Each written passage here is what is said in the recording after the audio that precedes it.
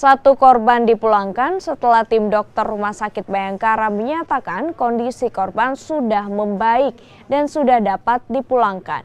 Kini tersisa 12 orang korban ledakan bom katedral yang masih menjalani perawatan di Rumah Sakit Bayangkara Makassar.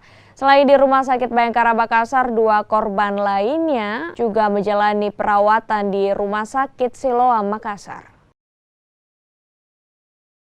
Di Rumah Sakit Bayangkara seperti apa, Pak? Ya, baik ya. Jadi sampai dengan hari ini pasca ledakan bom dan penanganan korban luka akibat bom di Gereja Katedral Makassar, hari ini korban yang ditangani atau dirawat di Rumah Sakit Makassar berkurang 1 orang, artinya 1 orang sudah dipulangkan. Dari kemarin 17 orang yang ada di sini dengan dipulangkannya 1 karena kondisinya sudah stabil, tinggal 12 orang.